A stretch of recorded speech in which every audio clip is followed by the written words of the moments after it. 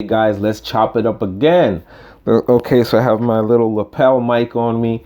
I hope it sounds great. I just purchased a new one that didn't arrive yet that costs actually less than this one, but the reviews of it are actually phenomenal. So that hasn't arrived yet, but hopefully soon it will. I use Amazon Prime, so I expect it to be here probably tomorrow. So let me get into this. Let me just jump right into this. So a lot of people out there, I know that real estate seems to be the thing everyone's talking about now. That seems to be the one financial arena a lot of people are trying to jump into. I don't hear a lot of people talk about investing in stocks, investing in a 401k, which those are the things that could actually get you to the real estate. I borrowed from my 401k. That was how I was able to get the capital together for my first property. And let me just talk a little more. I don't want to talk about my first property. I love to talk about the single family unit that I purchased, that I turned into a duplex, and my rental strategy for that.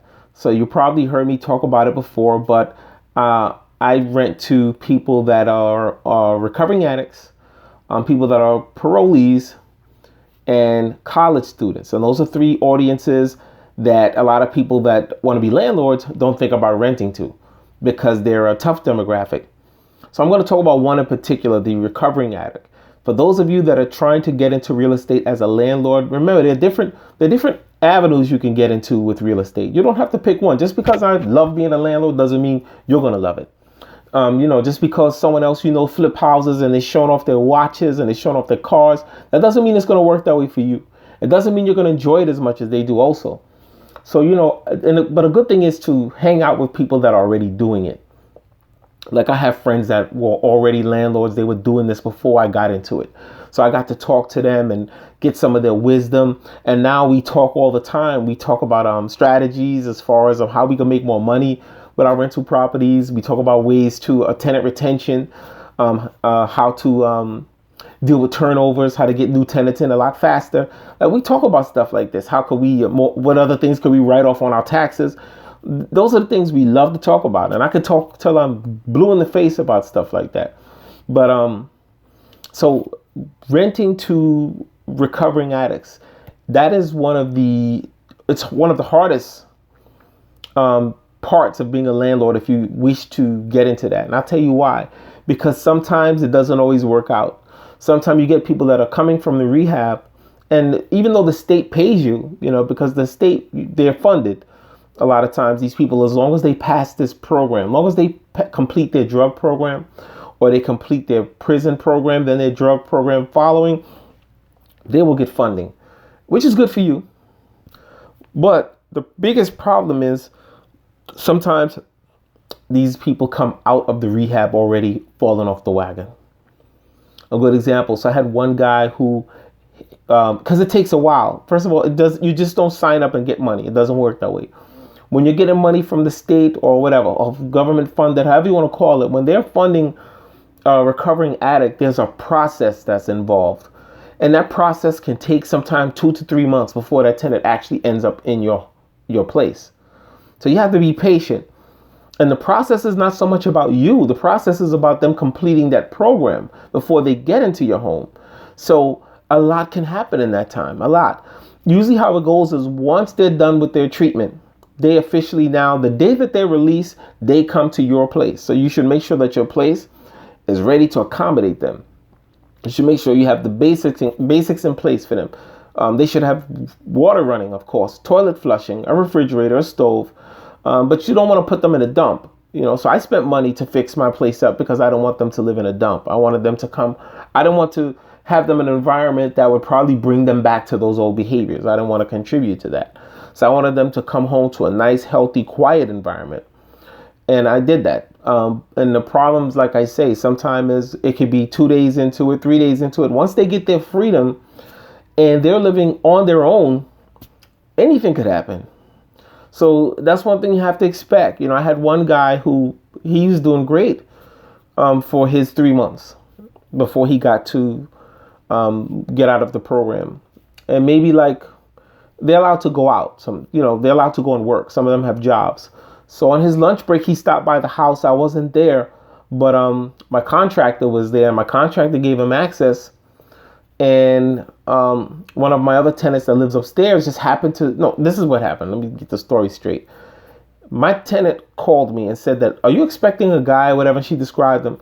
She said, oh, because the contractor let him in for one, to see the place, whatever. But she said he asked her how much was the room. But when she described him, I knew that was the guy that was on the list to move into one of my places. When she described his looks, I said, I sound like him.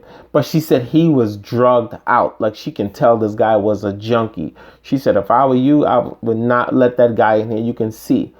So then all of a sudden I noticed that his funding got held up and all the government program just stopped responding to my email. So I knew right away what happened to him. He probably fell off the wagon, wound up back on drugs. So that's it. They were done with him. And I had another young woman too, that the same thing happened to. She came to see the place. Beautiful young woman, beautiful. She looked like a living Barbie, you know. And I'm thinking, wow. But she was not only a recovering addict, she was a parolee.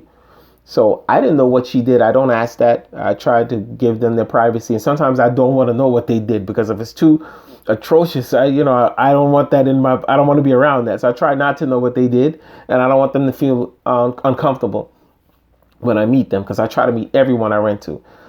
Even if it's just once or twice, I try to always meet the people that I rent to. But she came and saw the place. She loved it. She came back for a few days later to start helping to get the place ready herself. She came back and vacuumed. She washed the windows down.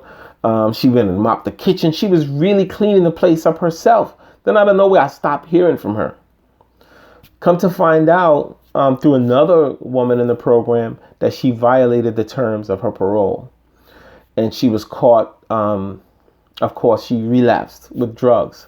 So, she wound up getting kicked out of the program or whatever. I don't know how it completely turned out, but then that's what happened.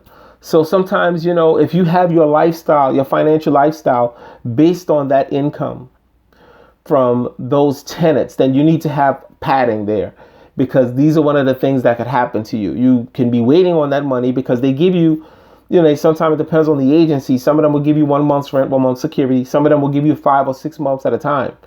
With this particular person, they were going to give me 6 months of her rent 6 months at once for the entire programs, because the state funding covers 6 months of their their rent until they get on their feet. But they're supposed to find a job and be able to pay the rent on their own after that, once they complete that. So in this case, of course, she fell off the wagon, so that didn't happen. For those of you that don't know what fell off the wagon means, please go on the internet and look it up.